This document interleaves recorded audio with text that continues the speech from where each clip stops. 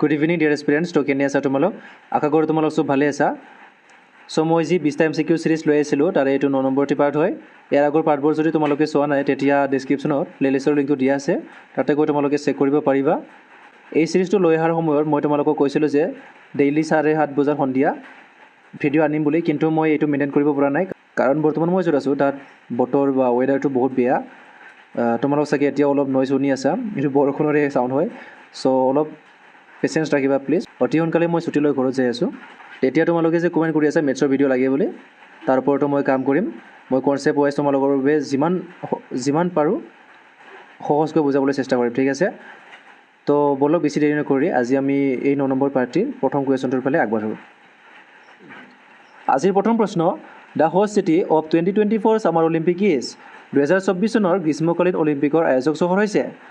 তো 2024 চনত যি গ্ৰীষ্মকালীন অলিম্পিক আয়োজন হ'বলৈ গৈ আছে তাৰ আয়োজক চহৰ কি? সেইটো আয়োজন হ'বলৈ গৈ আছে ফ্ৰান্সৰ পেৰিছত। অ'কে, তো আমাৰ যিটো কাৰেক্ট এনচাৰ হ'ব এইটো আমাৰ অপশ্যন নম্বৰ ডি, ঠিক আছে? আৰু যদি আমি কওঁ জাপানৰ টকিঅ'ত আমাৰ 2020 চনৰ যিটো অলিম্পিক আছিল গ্ৰীষ্মকালীন অলিম্পিক, সেইটো 2021 চনত অনুষ্ঠিত হৈছিল আচলতে ক'ভিডৰ কাৰণে। আৰু যিটো আমাৰ 2028 চনত গ্ৰীষ্মকালীন অলিম্পিক আয়োজিত হ'ব সেইটো হ'ব আমাৰ লছ এঞ্জেলিছ USA। আৰু চাইনাৰ বেইজিঙত আমাৰ 2022 চনত উইণ্টাৰ অলিম্পিক অনুষ্ঠিত হৈছিল। এই গোটেইখিনি বহুত ইম্পৰ্টেণ্ট হয়, তোমালোকে মনত ৰাখিবা, ঠিক আছে? নেক্সট আমাৰ 2 number, which of the following is the capital of Mongolia? তলৰ কোনখন মংগোলিয়াৰ ৰাজধানী? তো আমাক ইয়াত যিবিলাক অপশ্যন দিয়া আছে তাৰে ভিতৰত আমাৰ কাৰেক্ট এনচাৰটো হ'ব অপশ্যন নম্বৰ ডি, উলান বাটাৰ, ঠিক আছে? মংগোলিয়াৰ ৰাজধানী কি? উলান বাটাৰ। আৰু তোমালোকে এইটো এনেদৰে মনত ৰাখিব পাৰিবা, মংগলবাৰত বাটাৰ খালে কোনো ৰোগ নহয়, ঠিক আছে? তো এই মংগলবাৰৰ পৰা মংগোলিয়া, আৰু বাটাৰৰ পৰা হ'ল আমাৰ উলান বাটাৰ, আৰু ৰোগৰ পৰা হ'ল আমাৰ টগৰগ বা টুগ্ৰী, ঠিক আছে? চ' মংগোলিয়াৰ যিটো কেপিটেল সেইটো হৈছে উলান বাটাৰ, আৰু যিটো কাৰেঞ্চি সেইটো হৈছে আমাৰ টগৰগ। চ' এই ট্ৰিকটো তোমালোকৰ কেনেকুৱা লাগিছে এইটো কমেণ্ট কৰি জনাবা প্লিজ, ঠিক আছে?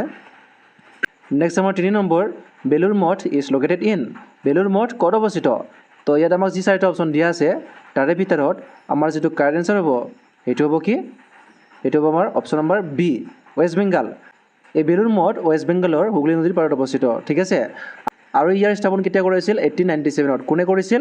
স্বামী বিবেকানন্দ তেওঁৰ গুৰু ৰামকৃষ্ণ পৰমহংসৰ স্মৃতিত এই বেলুৰ মঠ স্থাপন কৰিছিল, ঠিক আছে?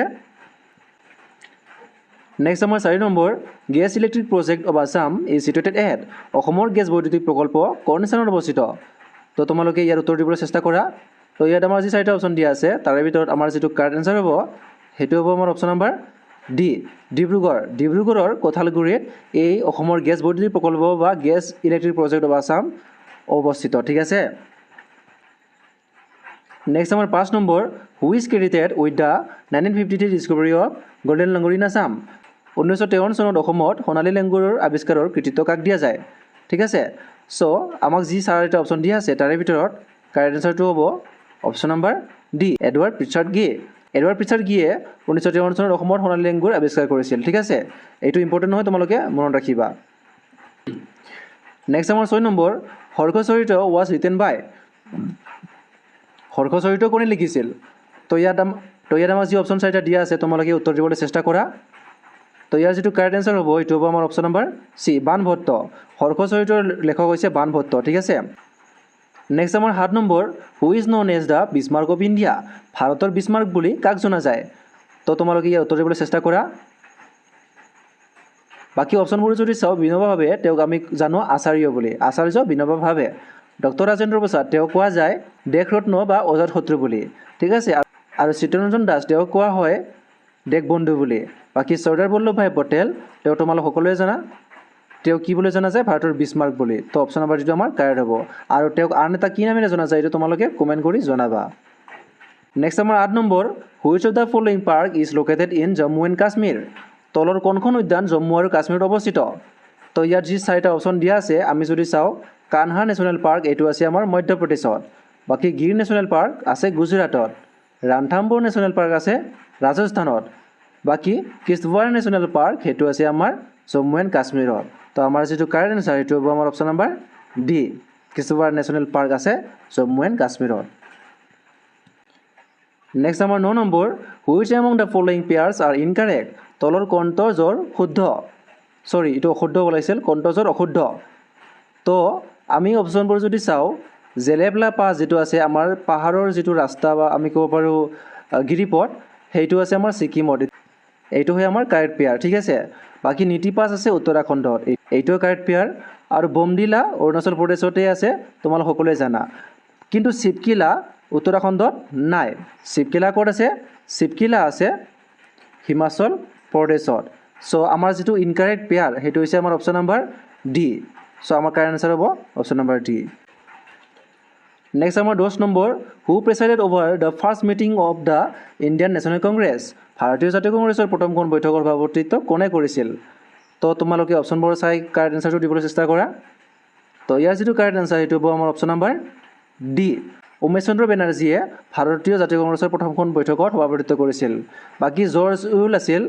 ভাৰতীয় জাতীয় কংগ্ৰেছৰ প্ৰথম ইংলিছ প্ৰেছিডেণ্ট ঠিক আছে বা আমি ক'ব পাৰোঁ first English president of INC আৰু সোনিয়া গান্ধীয়ে আটাইতকৈ দীঘলীয়া সময়ৰ বাবে প্ৰেছিডেঞ্চি কৰিছিল ক'ত INC বা ইণ্ডিয়ান নেশ্যনেল কংগ্ৰেছত আৰু এওঁৰ নামটো মই কিয় দিছোঁ কাৰণ তেওঁ 1896ত প্ৰেছিডেঞ্চি কৰিছিল আৰু সেইটো সময়তে আমাৰ নেশ্যনেল চং বন্দে মাতৰমক প্ৰথমবাৰৰ বাবে পৰিৱেশন কৰা হৈছিল 1896ত ঠিক আছে নেক্সট আমাৰ 11 নম্বৰ অ মোৰ আপোনাৰ দেশ এডপ্টেড এজ আছাম ষ্টেট চং ইন অ মোৰ আপোনাৰ দেশ কেতিয়া অসমৰ ৰাজ্যগীত হিচাপে গ্ৰহণ কৰা হৈছিল চ' তোমালোক এইটো সকলোৱে জানিব লাগে জলদি তোমালোকে কমেণ্ট কৰি দিয়া ইয়াৰ এনচাৰটো চ' ইয়াৰ যিটো কাৰেক্ট এনচাৰটো হ'ব আমাৰ অপশ্যন নম্বৰ এ 1927 চনত ঠিক আছে অ মোৰ আপোনাৰ দেশক অসম ছাত্ৰ সন্মিলনৰ যিটো তেজপুৰ অধিৱেশন হৈছিল তাত 1927 চনত আমাৰ অসমৰ ৰাজ্যগীত হিচাপে গ্ৰহণ কৰা হৈছিল নেক্সট আমাৰ 12 number who was the prime minister of India during Assam accord Assam চুক্তিৰ সময়ত ভাৰতৰ প্ৰধানমন্ত্ৰী কোন আছিল চ' তোমালোক এইটোও সকলোৱে জানা বহুত কমন কুৱেশ্যন হয় সকলোৱে জানিব লাগে আছাম একৰ্ড হৈছিল আমাৰ কিমান 1985 চনত তো এই সময়ত আমাৰ যিটো ভাৰতৰ প্ৰধানমন্ত্ৰী আছিল তেওঁ আছিল ৰাজীৱ গান্ধী তো আমাৰ যিটো কাৰেক্ট আনচাৰ হ'ব এইটো হ'ব আমাৰ option number A okay next আমাৰ 13 number the Naranarayan Setu over the Brahmaputra river connects which two places of Assam Brahmaputra নদীৰ ওপৰত থকা নৰনাৰায়ণ সেতুখনে অসমৰ কোন দুটা ঠাই সংযোগ কৰে চ' তোমালোক সকলোৱে অপশ্যনবিলাক চোৱা আৰু এনচাৰ দিবলৈ চেষ্টা কৰা চ' ইয়াৰ যিটো কাৰেক্ট আনচাৰ হ'ব এইটো হ'ব আমাৰ option number C Jogighopa and Panchratna Bongaigaon জিলাৰ যোগীঘোপা আৰু গোৱালপাৰা জিলাৰ পঞ্চৰত্ন কানেক্ট কৰে কোনে নৰনাৰায়ণ সেতুখনে আৰু তেজপুৰ এণ্ড কলিয়াবৰক যিটো কানেক্ট কৰে সেইটো হৈছে আমাৰ কি কলিয়াভোমোৰা সেতু আৰু Dhemaji district and Dibrugarh district ইয়াক কানেক্ট কোনে কৰে বগীবিল দলংখনে এইটোও বহুত ইম্পৰ্টেণ্ট হয় তোমালোকে এইটোও চাই যাবা ঠিক আছে নেক্সট আমাৰ 14 number the king nicknamed as Bhogaraja was Bhogaraja বুলি কোনজন আহোম ৰজা কোৱা হয় চ' ইয়াৰ এনচাৰটো তোমালোকে দিবলৈ চেষ্টা কৰা চ' ইয়াৰ যিটো কাৰেক্ট এনচাৰ সেইটো হ'ব আমাৰ অপশ্যন নম্বৰ ডি চুৰাম্ফা ভোগাৰজা বুলিও কোৱা হয় আৰু ইয়াৰ যদি ট্ৰিক লাগে তোমালোকে কমেণ্ট কৰি জনাবা ঠিক আছে আজি এইটো ভিডিঅ' নিদিওঁ কাৰণ মোৰ হাতত আজি সময় কম আছে তো আজি অলপ ট্ৰিকটো মই কমাই দিলোঁ চৰি তোমালোক অলপ কোঅপাৰেট কৰিবা বুলি মই আশা ৰাখিলোঁ বাকী এনে কৈ দিওঁ যে চুপাৰফা হৈছে আমাৰ গদাধৰ সিংহ চলিকফা হৈছে আমাৰ ল'ৰা ৰজা বা ৰত্নধৰ সিংহ আৰু চুটামলা হৈছে জয়ধ্বজ সিংহ বা ভগৱনীয়া ৰজা অ'কে এইখিনি তোমালোকে মনত ৰাখিবা নেক্সট আমাৰ 15 number the home rule movement was started by কাৰ দ্বাৰা আৰম্ভ হৈছিল হোম ৰুল আন্দোলন ইণ্ডিয়ান হোম ৰুল আন্দোলন সেইটো আমাৰ আৰম্ভ কৰিছিল বাল গংগাধৰ তিলকে আৰু এনে যদি হোম ৰুল মুভমেণ্ট বুলি কওঁ সেইটো আমাৰ এনি বেচাণ্টে আৰম্ভ কৰিছিল ঠিক আছে চ' আমাৰ যিটো কাৰেণ্ট আনচাৰ সেইটো হৈ যাব আমাৰ কি option number D both B and C অৰ্থাৎ the home rule movement was started by both Annie Besant and Bal Gangadhar Tilak আৰু কিমান চনত তেওঁলোকে এই হোম ৰুল আন্দোলন আৰম্ভ কৰিছিল 1916 চনত ঠিক আছে এইটো তোমালোকে মনত ৰাখিবা next 16 number the objective resolution was unanimously adopted by the constitution assembly on উদ্দেশ্যমূলক প্ৰস্তাৱনা সংবিধান সভাই সৰ্বসন্মতিক্ৰমে কেতিয়া গ্ৰহণ কৰিলে তো তোমালোক ইয়াৰ উত্তৰ দিবলৈ চেষ্টা কৰা আমি যদি চাওঁ 1946 চনৰ 13 ডিচেম্বৰ তাৰিখে পণ্ডিত জৱাহৰলাল নেহৰুৱে প্ৰথমবাৰৰ বাবে এই উদ্দেশ্যমূলক প্ৰস্তাৱনা উত্থাপন কৰিছিল কিন্তু সংবিধান সভাই ইয়াক সৰ্বসন্মতিক্ৰমে গ্ৰহণ কৰে কেতিয়া 1947 চনৰ 22 জানুৱাৰী তাৰিখে তো আমাৰ যিটো কাৰেক্ট আনচাৰ হ'ব এইটো হ'ব আমাৰ অপশ্যন নম্বৰ ডি ঠিক আছে 1947 চনৰ 22 জানুৱাৰী তাৰিখে সংবিধান সভাই উদ্দেশ্যমূলক প্ৰস্তাৱনাক সৰ্বসন্মতিক্ৰমে গ্ৰহণ কৰিছিল এইটো বহুত ইম্পৰ্টেণ্ট হয় তোমালোকে মনত ৰাখিবা ঠিক আছে নেক্সট আমাৰ 17 number the stone bridge over the river Namdang was constructed during the reign of নামদাঙৰ শিলৰ হাকক কোনে নিৰ্মাণ কৰাইছিল চ' ইয়াৰ যিটো কাৰেক্ট এনচাৰ হ'ব সেইটো হ'ব আমাৰ অপশ্যন নম্বৰ চি ৰুদ্ৰসিংহ ঠিক আছে ৰুদ্ৰসিংহৰ দিনত নামদাঙৰ শিলৰ শাকো নিৰ্মাণ হৈছিল আৰু এই নামদাঙৰ শিলৰ শাকো আমাৰ শিৱসাগৰৰ পৰা ইফালে পশ্চিমে যোৰহাটৰ লগতে আন আন ডিষ্ট্ৰিক্টকো কানেক্ট কৰে ঠিক আছে নেক্সট আমাৰ 18 number artificial intelligence is associated with which generation কৃত্ৰিম বুদ্ধিমত্তা যাক আমি এআই বুলি জানো কোন প্ৰজন্মৰ লগত জড়িত আমাৰ যিটো ইণ্টাৰনেট প্ৰণালীৰ জেনেৰেশ্যন আহি আছে বৰ্তমান আমাৰ 5th জেনেৰেশ্যন চলি আছে আৰু এই 5th জেনেৰেশ্যনতে আমাৰ এআই পৰে ঠিক আছে next 19 number which one of the following articles of the Constitution of India does not deal with the special provision with respect to the state of northeastern states ঠিক আছে ভাৰতীয় সংবিধানৰ তলৰ কোনটো অনুচ্ছেদত উত্তৰ পূব ৰাজ্যৰ সন্দৰ্ভত বিশেষ ব্যৱস্থাৰ বিষয়ে আলোচনা কৰা হোৱা নাই চ' ইয়াত তোমালোকে এই নৰ্থ ইষ্টাৰ্ণ ষ্টেটটো গুৰুত্ব দিবা ইয়াৰ ওপৰতে প্ৰশ্নটো আহিছে যে উত্তৰ পূব ৰাজ্যৰ সন্দৰ্ভত যিটো স্পেচিয়েল যিটো ব্যৱস্থা সেইটো কোনটো আৰ্টিকেলত নাই চ' আমি যদি আৰ্টিকেল 371A চাওঁ তাতে আমাৰ কাৰ বিষয়ে কোৱা হৈছে নাগালেণ্ডৰ বিষয়ে কোৱা হৈছে অৰ্থাৎ নাগালেণ্ডৰ যিটো বিশেষ ব্যৱস্থা তাৰ বিষয়ে কোৱা হৈছে আৰু আৰ্টিকেল 371Bত আমাৰ আসামৰ বিষয়ে কোৱা হৈছে এইটো বহুত ইম্পৰ্টেণ্ট হয় এনেকুৱা কুৱেশ্যন মই আগৰ পাৰ্টত লৈ আহিছিলোঁ বাকী আৰ্টিকেল 371Hত আমাৰ অৰুণাচল প্ৰদেশৰ বিশেষ ব্যৱস্থাৰ বিষয়ে কোৱা হৈছে আৰু আৰ্টিকেল 371Dত আমাৰ কোৱা হৈছে অন্ধ্ৰ প্ৰদেশৰ বিশেষ ব্যৱস্থাৰ বিষয়ে চ' অন্ধ্ৰ প্ৰদেশটো আমাৰ নৰ্থ ইষ্টাৰ্ণ ষ্টেট নহয় চ' আমাক সুধিছে যে উত্তৰ পূব ৰাজ্যৰ সন্দৰ্ভত বিশেষ ব্যৱস্থাৰ বিষয়ে আলোচনা কোনে নকৰে বুলি কৰা হোৱা নাই ঠিক আছে চ' এইটো হ'ব আমাৰ option number D option number D article 371Dত কাৰ বিষয়ে আলোচনা কৰা হৈছে অন্ধ্ৰ প্ৰদেশৰ বিষয়ে কোৱা হৈছে যিটো আমাৰ নৰ্থ ইষ্টাৰ্ণ ষ্টেট নহয় অ'কে